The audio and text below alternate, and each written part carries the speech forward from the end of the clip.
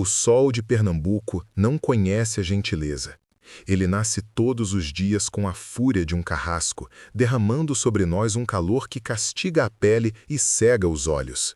Sou nascido e criado sob este sol, nesta terra vermelha que bebe nosso suor como se fosse a única água que a sacia.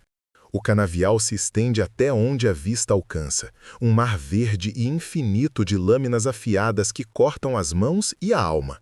Cada talo de cana representa uma moeda no bolso do coronel Francisco Leitão e um dia a menos em nossas vidas. Nós não trabalhamos a terra, nós somos a terra, colhidos e moídos junto com a cana, transformados no açúcar amargo que adoça a vida dos senhores. O ar que respiro é pesado, denso com o cheiro adocicado e enjoativo do melaço e o odor metálico do nosso próprio desespero. Esta é a primeira lei do engenho. O sol e a terra mandam, e nós obedecemos em silêncio.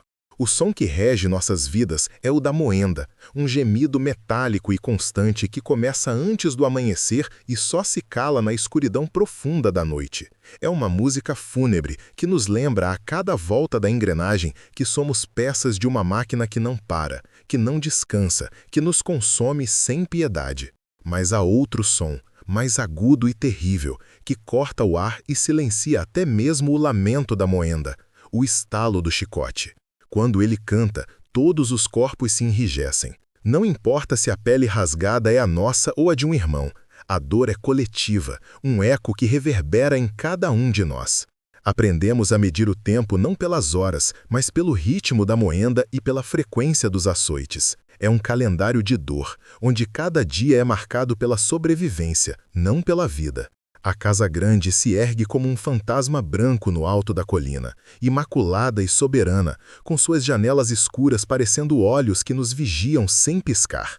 É um mundo à parte, um universo de paredes caiadas, móveis de jacarandá e silêncios que pesam mais que correntes. De longe, vejo as sedas, as louças finas, a vida que flui em um ritmo lento e protegido, um contraste brutal com a nossa existência de barro e suor. Para nós, a Casa Grande não é um lar, mas um templo de poder, o lugar de onde emanam as ordens que selam nossos destinos. Sua brancura ofuscante serve apenas para aprofundar a escuridão da nossa condição, um lembrete constante da distância intransponível que nos julgam nossos donos. Cada tijolo daquela construção foi assentado com o sangue e o sofrimento dos meus antepassados. Quando a noite finalmente engole o sol, somos empurrados para a senzala. O alívio da escuridão é falso, pois aqui o ar é ainda mais denso, sufocante com o cheiro de corpos exaustos, fumaça e terra úmida. Não há espaço para individualidade, apenas um amontoado de almas cansadas, dividindo o mesmo chão duro, os mesmos medos e os mesmos sonhos fragmentados de liberdade. O silêncio aqui é diferente do silêncio da Casa Grande. Não é um silêncio de poder, mas de esgotamento. Ouvimos o choro baixo das crianças, o murmúrio de rezas a deuses que parecem ter nos esquecido, o ranger de dentes de homens que engolem o ódio para não serem devorados por ele. A senzala é nosso refúgio e nossa prisão, o único lugar onde podemos ser nós mesmos, ainda que ser nós mesmos signifique apenas compartilhar a mesma dor. A hierarquia deste mundo é visível em cada gesto, em cada olhar. No topo, intocável, está o coronel Francisco.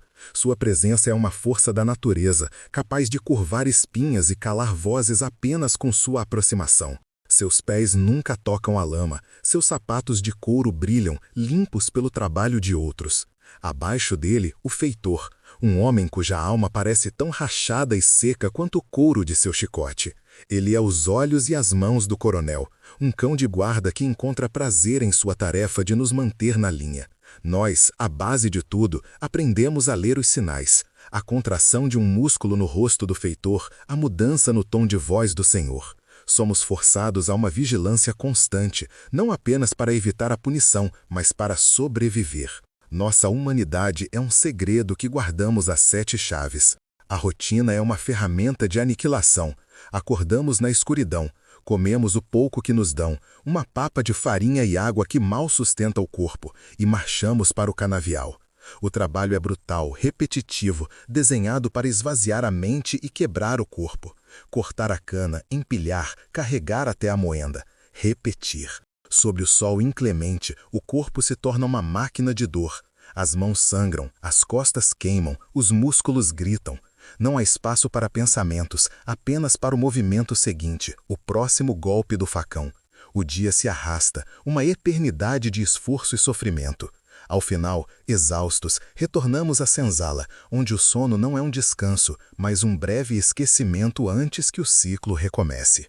Eles não querem apenas nosso trabalho, eles querem nossa alma, nosso tempo, nossa própria noção de ser. Ontem, presenciamos o que acontece quando a ordem é desafiada.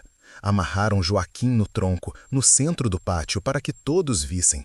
Seu crime foi ter sido encontrado com um punhado de açúcar roubado para adoçar a boca do filho doente. O feitor não teve pressa. Cada golpe do chicote era calculado, um espetáculo de poder. O som da carne se rasgando, os gritos que se transformaram em gemidos, o silêncio pesado que caiu sobre nós, os espectadores forçados. Ninguém podia desviar o olhar. Era uma lição. O coronel observava de sua varanda, impassível, como um rei assistindo a um teatro. Vi o sangue de Joaquim se misturar com a poeira do chão, e naquele momento, o ódio que sinto, um fogo lento que sempre arde dentro de mim, transformou-se em brasa viva. A injustiça aqui não é um evento, é o ar que respiramos. Aprendemos a falar através do silêncio. Um olhar trocado entre dois homens no campo pode comunicar mais do que 1000 palavras. Pode ser um aviso, um gesto de compaixão, um reconhecimento compartilhado do absurdo de nossas vidas. O silêncio é nossa arma e nossa fraqueza. Na presença do Senhor, Ele é um escudo de submissão que nos mantém vivos. Entre nós, na penumbra da senzala, é um cobertor de cumplicidade, onde nossas dores se encontram sem a necessidade de serem nomeadas. As palavras são perigosas. Uma palavra errada pode levar ao tronco. Uma palavra de esperança pode ser vista como insubordinação. Então, nos calamos. Mas nosso silêncio não é vazio. Ele é preenchido por tudo o que não podemos dizer, por todas as lágrimas que não podemos chorar, por toda a raiva que não podemos demonstrar. Mas eu guardo um segredo que me separa e me condena. Anos atrás, um padre idoso que via em mim algo mais que um corpo para o trabalho, ensinou-me a ler e a escrever às escondidas. Ele me deu as chaves de um mundo que me era proibido, um universo contido nos livros que ele me passava em segredo. As palavras se tornaram meu único refúgio, a única propriedade que verdadeiramente possuo. Enquanto minhas mãos cortam a cana, minha mente viaja por histórias e poemas, por ideias de liberdade que são tão perigosas quanto uma faca afiada. Essa alfabetização é minha bênção e minha maldição. Ela me permite ver com clareza a profundidade da minha jaula, a brutalidade da injustiça que nos cerca. Saber ler neste lugar não me torna livre, apenas torna minhas correntes mais visíveis, mais pesadas. O coronel Francisco raramente eleva a voz. Ele não precisa. Seu poder não reside em gritos, mas em seu olhar frio e calculista. Um olhar que nos desnuda, que nos avalia como se fôssemos gado em uma feira. Eu sinto esse olhar sobre mim com frequência, pois meu trabalho me leva para perto da casa grande, cuidando dos jardins. Ele me observa da varanda e em seus olhos não vejo raiva, mas uma posse absoluta, a certeza inabalável de que meu corpo, meu tempo e minha vida lhe pertencem. É um tipo de violência silenciosa, uma humilhação constante que corrói a alma mais do que qualquer chicote. Ele representa não apenas um homem, mas todo o sistema que nos esmaga. Ele é a personificação da lei, da ordem e da crueldade que governa este pedaço de inferno. E é nesse jardim, sob o olhar vigilante do coronel, que meus olhos às vezes cruzam com os dela. Assim há Isabela, sua esposa. Ela passa horas na janela do seu quarto, com um livro nas mãos, mas seu olhar está sempre perdido, distante. Há nela uma tristeza tão profunda quanto a dos meus irmãos na senzala, uma melancolia que nem as sedas e as joias conseguem disfarçar. Nossos olhares nunca se demoram, são apenas faíscas breves, acidentais. Mas nesses instantes sinto algo estranho, um reconhecimento silencioso que me perturba. Eu via, no reflexo do vidro da sua janela, não a sinhá do engenho, a dona de tudo, mas outra alma cativa, aprisionada em uma gaiola dourada. E eu não sabia, ainda não podia saber, que aquela tristeza espelhada na minha seria o começo do fim. Meu nome é Amaro. É um nome amargo, como o gosto que a vida me deixou na boca desde que vi meus pais serem levados, vendidos como se fossem animais de carga numa feira. Eu era apenas um menino, mas a imagem de suas costas curvadas se afastando, engolfadas pela poeira da estrada, marcou minha alma com um ferro em brasa. Essa ferida nunca fechou. Desde então, aprendi a engolir o ódio, a transformá-lo em silêncio, em força para cortar a cana. O padre que me ensinou a ler dizia que o conhecimento liberta, mas ele estava enganado. As palavras que aprendi a decifrar nos livros velhos e proibidos não me deram asas, apenas me mostraram com mais clareza o tamanho e a solidez da jaula em que nasci. Elas me deram a linguagem para nomear minha dor, e isso, descobri, é um fardo ainda mais pesado do que a ignorância. Meu ofício me mantém perto da casa grande. Enquanto meus irmãos de infortúnio se quebram no canavial, eu cuido dos jardins, um paraíso de flores e perfumes que servem de moldura para a grande Casa Branca. É um trabalho que exige delicadeza, uma contradição para mãos tão calejadas. Mas esta proximidade é uma faca de dois gumes. Estou a salvo do sol mais cruel e do chicote do feitor, mas estou perpetuamente sobre o olhar do coronel. Da sua varanda, ele me observa e eu sinto o peso de seus olhos em minha nuca, um lembrete constante de que cada flor que eu podo, cada folha que eu limpo, pertence a ele, assim como eu. Essa vigilância silenciosa é uma forma de tortura mais sutil, uma corrente invisível que me prende tanto quanto as de ferro. É deste meu posto de observação, entre as rosas e os jasmins, que a vejo, assim a Isabela. Ela é como uma das flores raras que cultivo, de uma beleza frágil e pálida, sempre vestida em sedas que parecem flutuar ao seu redor. Mas sua beleza é triste. Ela passa os dias em uma das janelas do andar de cima, ou sentada na varanda, com um livro aberto no colo que seus olhos nunca leem. Seu olhar está sempre perdido no horizonte, para além dos canaviais, como se buscasse um caminho de fuga que não existe. Às vezes, o vento me traz as notas do piano que ela toca, melodias lentas e melancólicas que parecem ser a única voz de sua alma aprisionada. São canções de ninar para uma felicidade que nunca nasceu. Eu vejo nela o mesmo que sinto em mim, a resignação de um prisioneiro. A senzala é feita de barro e escuridão, a prisão dela de jacarandá e silêncio. Mas as grades invisíveis e inquebráveis são as mesmas. Seu casamento com o coronel Francisco foi um negócio, todos sabem. A salvação de sua família falida em troca de sua juventude e de um herdeiro para o Império Leitão. Ela caminha pelos corredores daquela casa como um espectro, um adorno vivo cuja única função é refletir a riqueza de seu dono. Eu a observo e não sinto a distância entre sinhá e escravo.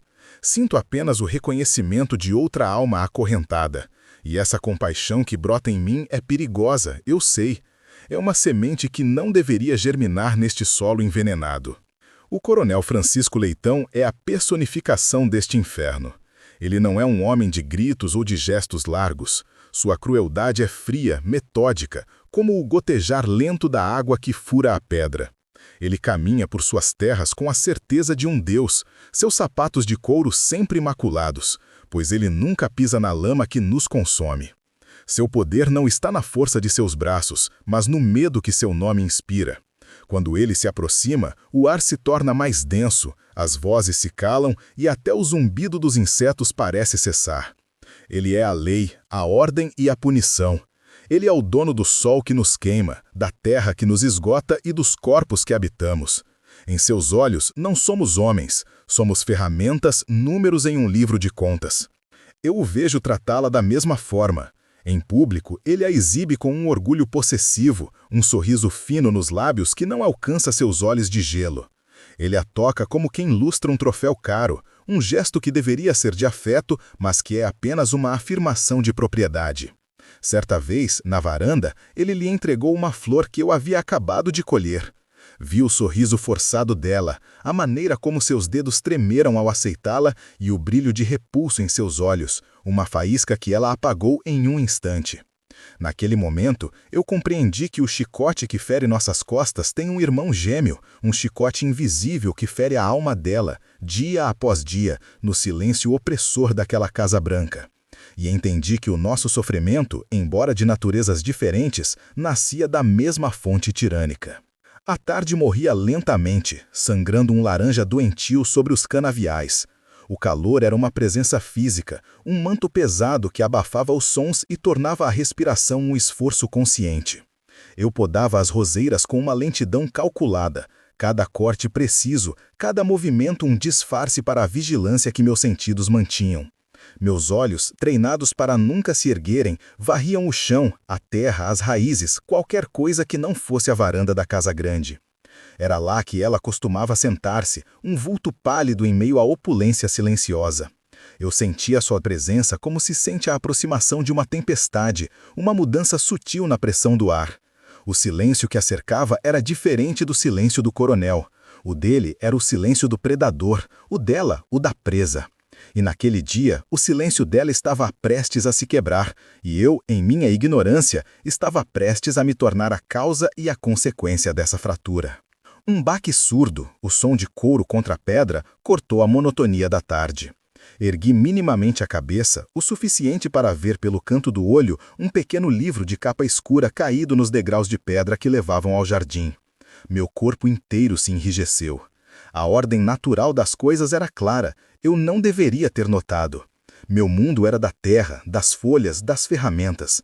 Aquele objeto, um portal para um universo de palavras e ideias, pertencia ao mundo dela, um mundo que me era vedado sob pena de chicote. Por um instante, que pareceu uma vida inteira, lutei contra o impulso que nascia em minhas entranhas. O medo, um velho companheiro, sussurrava em meu ouvido para que eu continuasse meu trabalho, para que me tornasse invisível uma parte da paisagem. Mas outro sentimento, uma curiosidade doentia e suicida, me puxava na direção daquele objeto caído. Era como se o livro me chamasse, um canto de sereia prometendo conhecimento e condenação. Com o coração martando contra as costelas, um tambor de guerra anunciando minha insubordinação, larguei a tesoura de poda na grama. Cada passo em direção aos degraus era uma violação, um crime contra a ordem que regia nossas vidas. Minhas pernas pareciam feitas de chumbo, a gravidade da minha decisão pesando em cada músculo. Curvei-me e minhas mãos, grossas e marcadas pelo trabalho, tocaram a suavidade da capa de couro. Era um contraste violento, a aspereza da minha pele contra a delicadeza daquele objeto. O livro se abriu em minhas mãos, revelando páginas amareladas e uma caligrafia fina. O vento virou uma folha e meus olhos, famintos e aterrorizados, pousaram sobre um verso que falava de pássaros engaiados que sonhavam com o céu. Naquele momento, o medo recuou por um segundo, dando lugar a um reconhecimento doloroso, uma comunhão de almas que eu não tinha o direito de sentir. Subi os degraus, um a um, como um homem caminhando para a forca.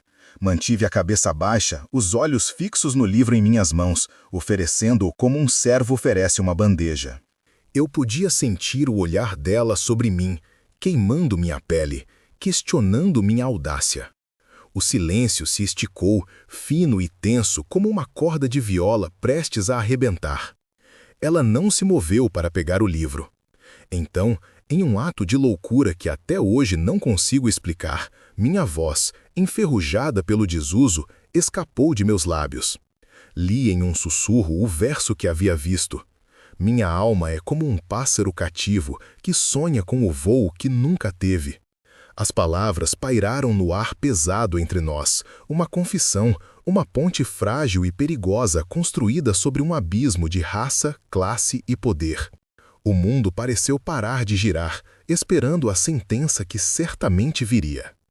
O som que se seguiu não foi o de um grito de raiva ou chamado pelo feitor, mas um suspiro agudo, quase inaudível, de puro choque. Ousei erguer os olhos apenas por uma fração de segundo. E o que vi não foi a fúria de uma sinhá ofendida, mas a incredulidade de uma mulher que via um fantasma. Nossos olhares se cruzaram e naquele instante fugaz, as barreiras que nos separavam desmoronaram. Eu vi a profundidade de sua solidão, a dor espelhada em seus olhos claros. E ela, eu soube com uma certeza terrível, viu em mim não um escravo, não uma posse, mas um homem. Ela pegou o livro, seus dedos roçando os meus em um toque que foi como fogo e gelo. Recuei imediatamente, voltando ao meu lugar junto às roseiras, o corpo tremendo, a alma marcada para sempre. O primeiro elo da corrente que nos prenderia e nos destruiria havia sido forjado. Os dias que se seguiram àquele momento nos degraus foram uma tortura de silêncio e vigilância. O mundo ao meu redor continuava o mesmo, o gemido da moenda, o cheiro doce e enjoativo do melaço, o sol impiedoso que nos castigava sem trégua. Mas dentro de mim uma tempestade se formara. Cada sombra parecia o do feitor, cada som de passos na varanda me fazia gelar, esperando a acusação, a sentença. Eu me forçava a manter os olhos na terra, nas raízes das plantas, mas minha alma estava acorrentada àquela janela do andar de cima.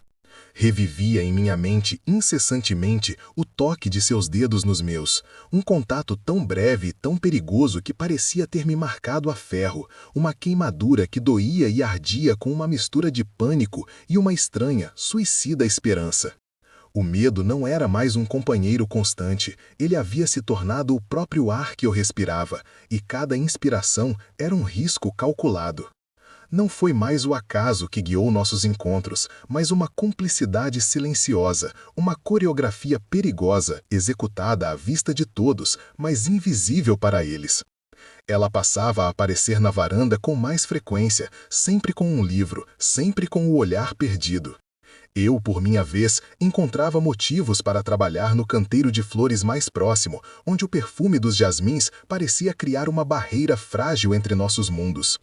Nossos olhares se buscavam, não mais por acidente, mas por necessidade. Eram conversas inteiras travadas em segundos de silêncio. Um leve inclinar de sua cabeça era uma pergunta sobre meu bem-estar, a forma como eu podava uma rosa específica, com um cuidado quase reverente, era a minha resposta de que eu resistia, de que eu ainda estava ali. Criamos uma linguagem própria, feita de gestos mínimos e olhares furtivos, um dialeto secreto que nos unia e nos condenava na mesma medida. Pois sabíamos que um único erro de tradução seria fatal.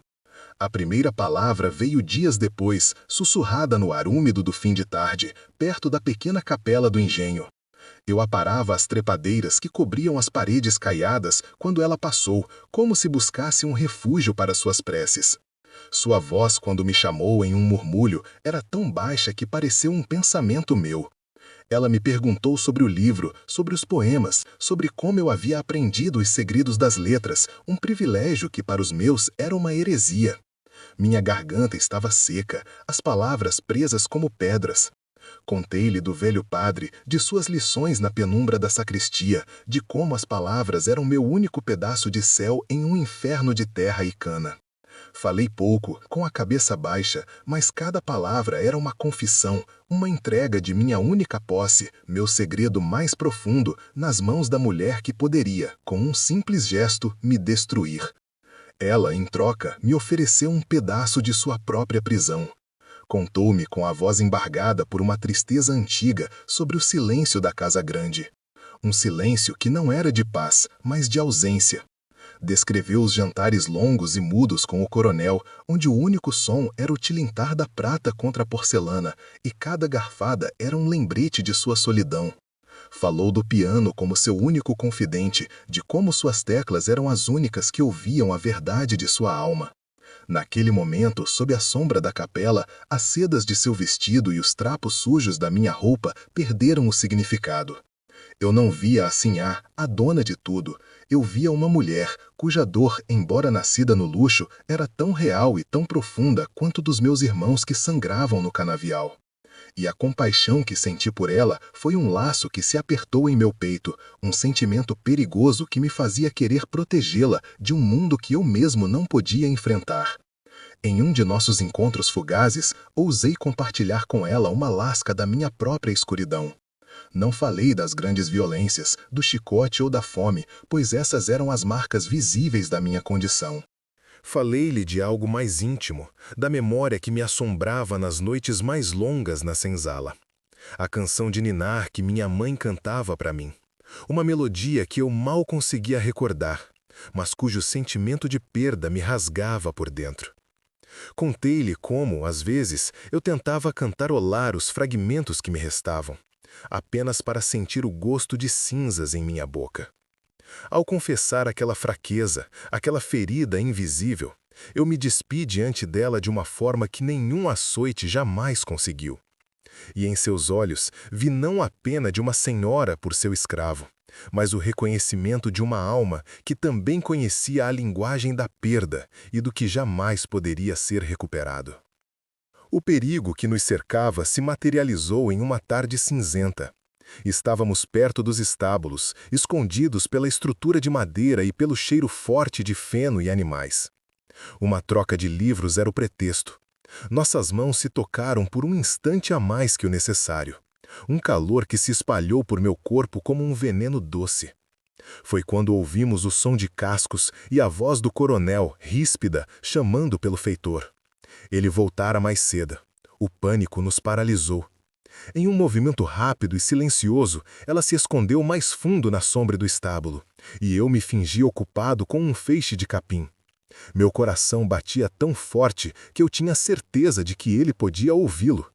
Vi o coronel passar a poucos metros, seu olhar varrendo tudo com a frieza de um predador. Ele não nos viu. Mas naquele instante, o ar que respiramos juntos se encheu com o cheiro da morte, um lembrete visceral de que nosso refúgio era construído sobre um abismo. Após aquele susto, a necessidade de nos vermos tornou-se mais desesperada, mais urgente. O medo, em vez de nos afastar, nos empurrou com mais força um para o outro. Meus dias passaram a ser medidos não pelo sol, mas pela possibilidade de um olhar, de uma palavra trocada. O trabalho no jardim se tornou uma agonia de expectativa. Cada flor que eu tocava, cada folha que eu limpava, era um pretexto para estar mais perto da casa, para sentir sua presença. O mundo fora daquele nosso universo secreto perdeu a cor.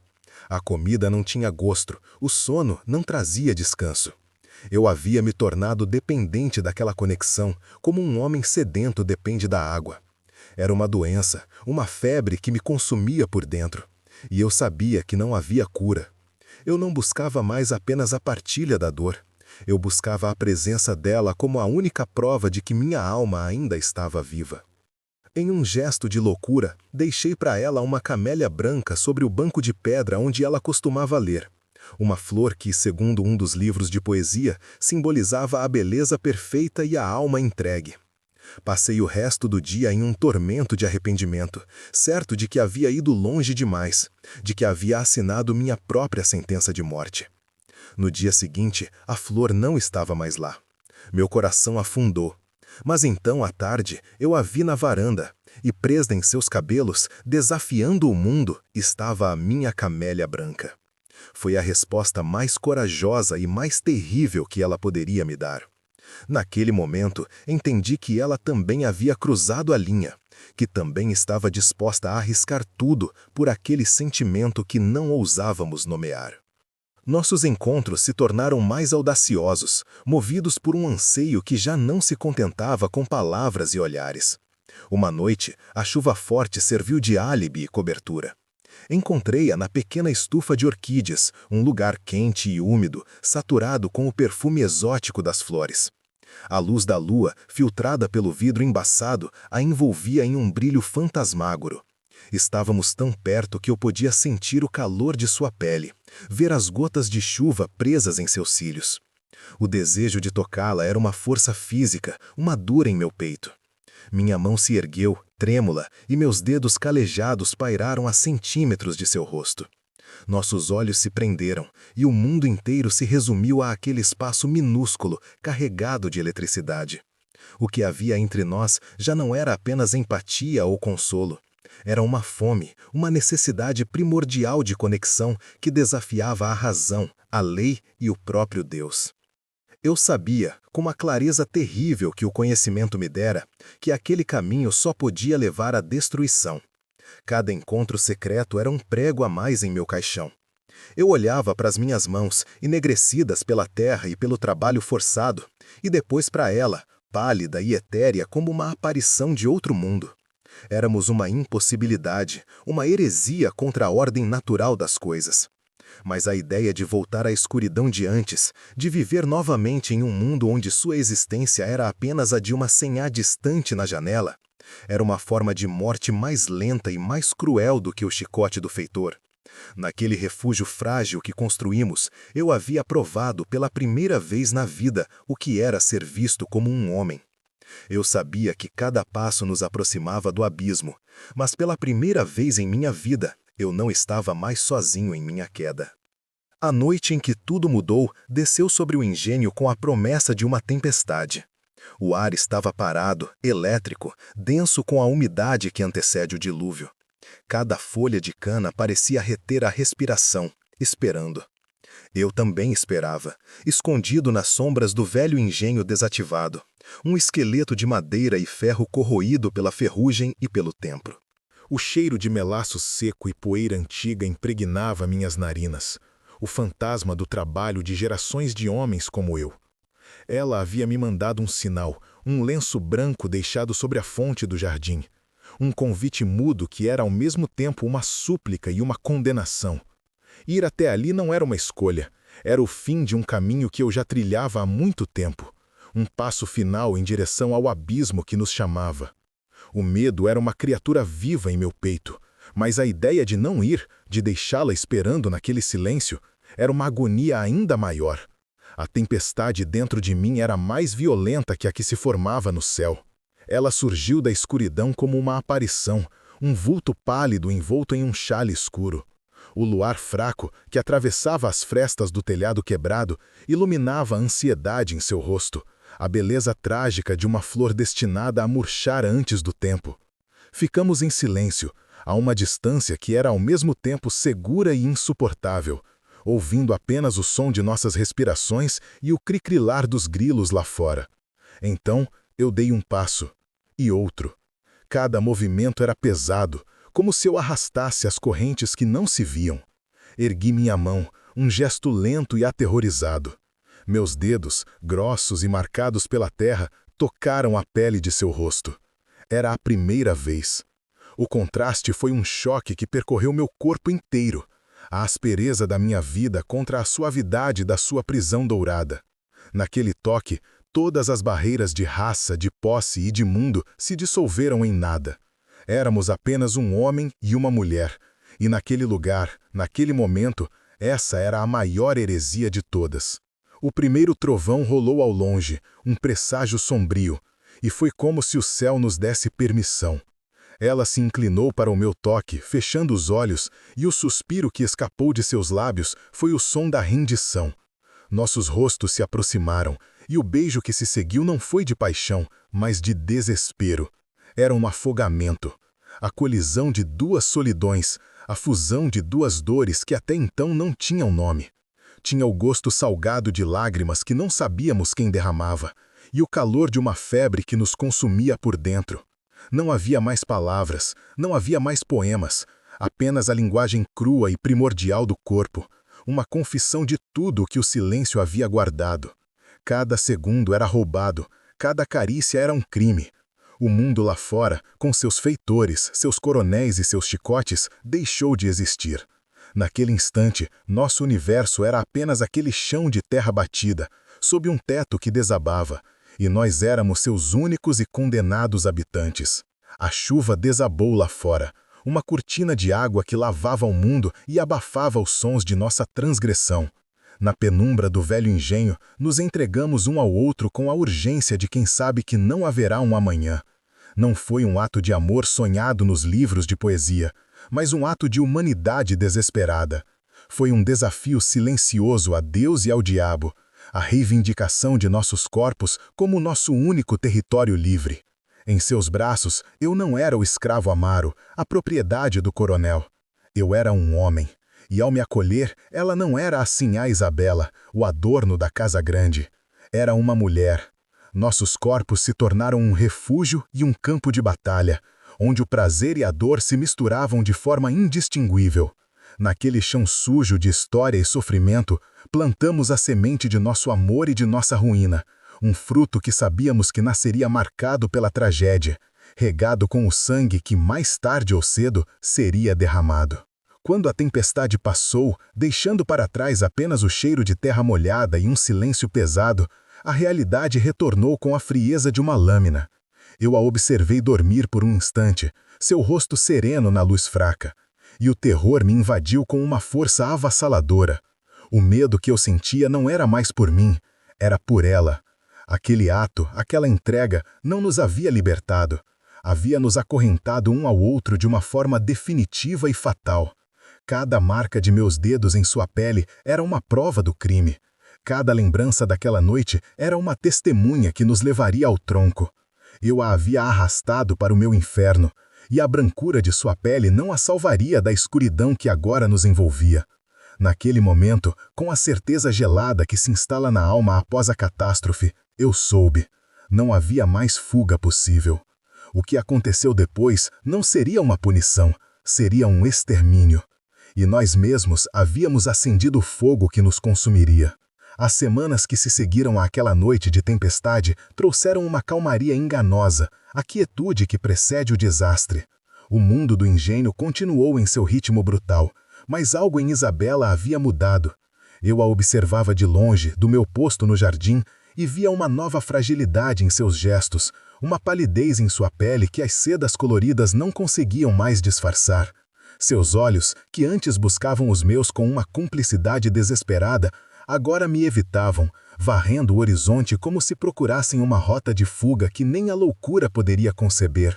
Havia um novo medo nela, mais profundo e mais visceral que o medo da descoberta. Era o terror de uma verdade que crescia em seu ventre, uma semente de nosso amor proibido que agora se tornava uma presença física, um segredo que seu corpo logo não conseguiria mais esconder.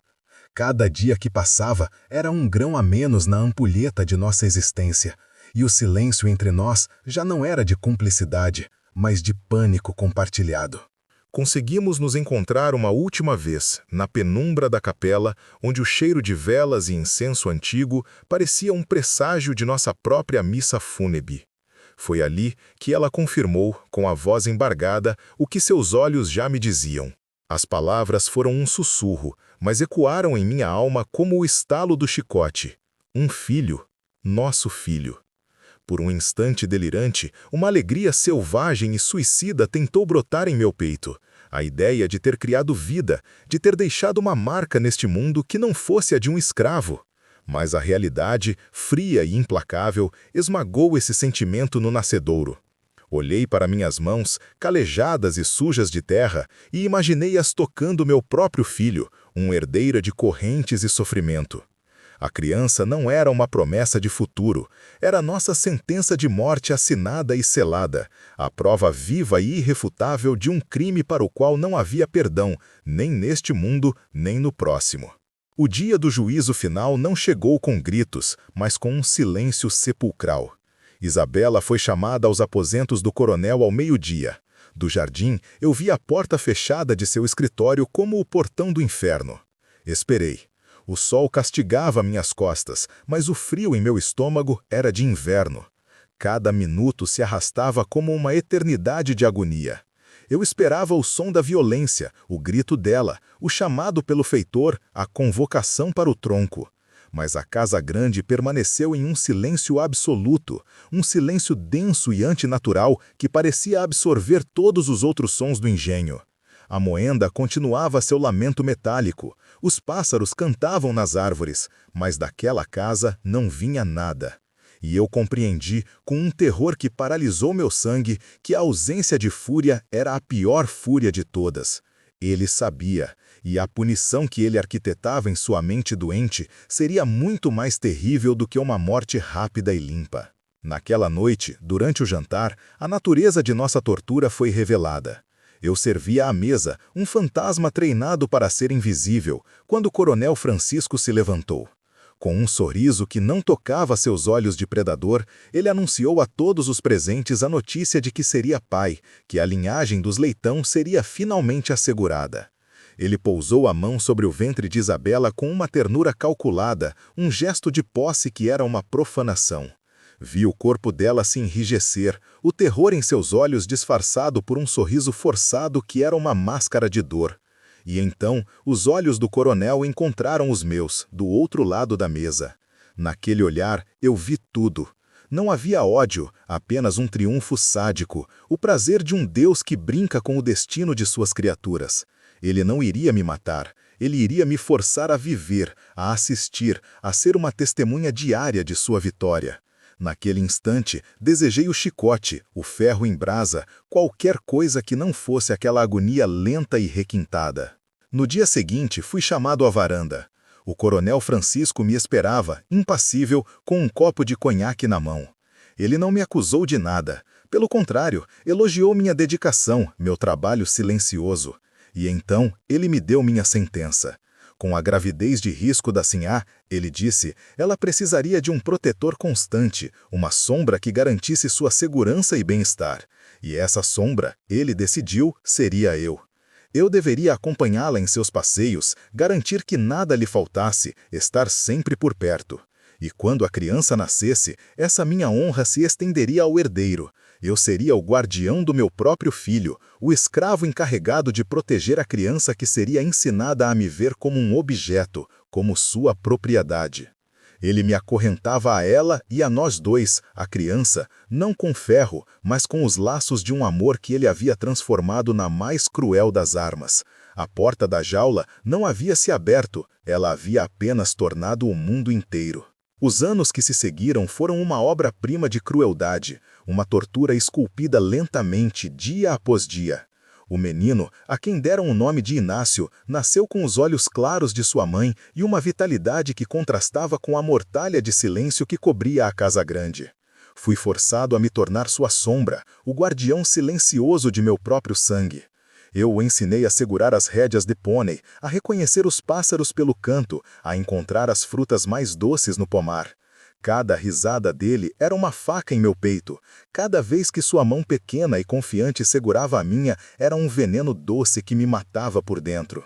O coronel nos observava de sua varanda com um sorriso satisfeito, o arquiteto de nosso inferno particular, deleitando-se com cada cena daquela farsa macabra que ele mesmo havia escrito. Eu era o pai que não podia ser pai, o escravo que ninava o futuro senhor, e cada gesto de afeto era uma traição a mim mesmo. Isabela definhava diante de meus olhos. Ela se tornou um fantasma em sua casa, um espectro de seda que flutuava pelos corredores sem fazer barulho. O piano emudeceu, suas teclas, antes confidentes de sua melancolia, agora acumulavam uma fina camada de poeira. O amor que sentia pelo filho era uma agonia, uma mistura de adoração e terror. Ela o abraçava com a urgência de quem se despede, mas seus olhos estavam sempre fixos na porta, esperando a chegada do coronel, o carrasco de sua felicidade. Via a luz em seus olhos se apagar, substituída por um pavor constante, uma loucura mansa que a fazia sussurrar para as paredes e estremecer com o som de passos. Nossa cumplicidade foi substituída por um abismo de medo. Não podíamos mais trocar olhares, pois nosso segredo agora tinha um rosto, um nome, e corria pelos jardins, alheio à tragédia que o havia gerado. Ela estava se partindo por dentro, e eu era forçado a assistir, impotente, acorrentado pela minha função. O golpe mais cruel veio quando Inácio tinha quase 5 anos. Ele crescia sob a tutela do coronel, absorvendo sua postura, seu tom de voz, sua visão de mundo. Em uma tarde quente, enquanto eu consertava uma cerca perto do engenho, ele se aproximou, imitando o andar de seu suposto pai. Com uma voz infantil que tentava soar autoritária, ele apontou para uma ferramenta que havia caído no chão e disse: "Apanhe, Amaro. Não foi um pedido, foi uma ordem. O nome, dito daquela forma, vindo da boca do meu próprio filho, foi mais doloroso que qualquer chicotada. Naquele instante, eu vi o futuro. Vi o homem que ele se tornaria, um reflexo do coronel, o senhor que me veria não como o homem que lhe deu a vida, mas como um objeto, uma posse. O ciclo se completaria. Meu filho seria meu mestre. O coronel havia vencido. Ele não havia apenas roubado meu filho, ele havia envenenado sua alma, garantindo que o amor que eu sentia por ele se transformasse em uma fonte eterna de humilhação. Aquela noite, a loucura de Isabela finalmente encontrou um propósito. Ela me procurou nos estábulos, seus olhos brilhando com uma febre desesperada. Havia um plano em sua mente, um plano nascido do delírio e do amor materno. Fugir. Ela havia roubado algumas joias, o suficiente para comprar nossa passagem em um navio que partiria de Recife. Iríamos para longe, para um lugar onde os nomes não importassem, onde Inácio pudesse ser apenas nosso filho. Suas palavras eram um sopro de esperança em um túmulo, uma melodia impossível. Eu sabia que era suicídio. O mundo lá fora não era um poema, era uma extensão do canavial, com outros feitores e outras correntes. Mas ao olhar para seu rosto, para a última centelha de vida que restava em seus olhos, eu não pude dizer não. Concordar com seu plano era assinar nossa sentença, mas negar-lhe aquela última chance de sonhar seria matá-la ali mesmo, de uma forma mais lenta e mais cruel. A fuga foi uma procissão fúnebre sob uma lua doente.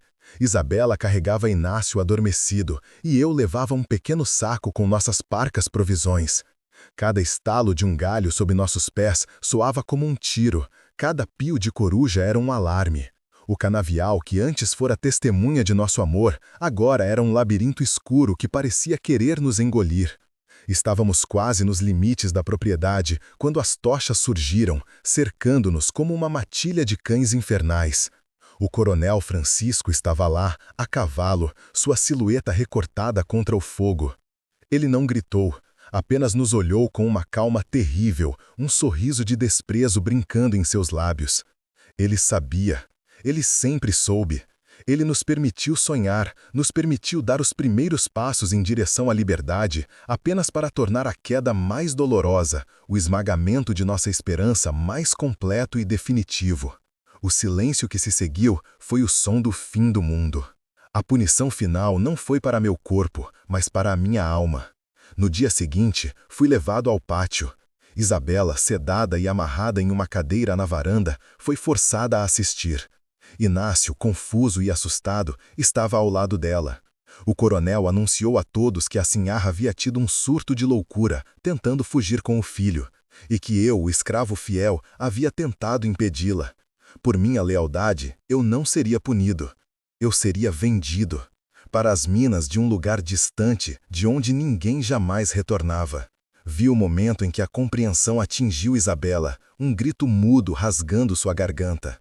Fui arrastado, e a última imagem que tive foi a do meu filho, estendendo a mão em minha direção, sem entender, enquanto sua mãe desabava em um choro sem som.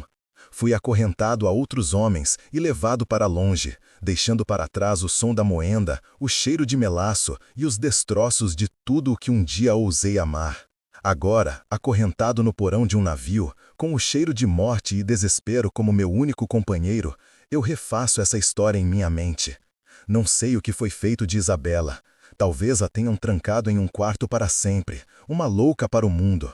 Sua voz silenciada para que a mentira do herdeiro Leitão possa viver. Meu filho crescerá para se tornar o dono de tudo, inclusive da memória apagada de seu verdadeiro pai. Eu não deixei um legado, apenas uma cicatriz no coração de uma mulher e uma vida que será moldada pela crueldade. O sol de Pernambuco continuará a nascer e se pôr, a moenda continuará a gemer, e a terra vermelha continuará a beber o suor e o sangue dos homens.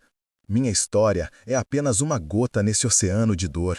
Ouça com atenção o silêncio que vem dos canaviais, pois ele está cheio de outras vozes, de outros amores proibidos, de outras tragédias que, como a minha, foram engolidas pela terra, esperando que alguém se atreva a contá-las.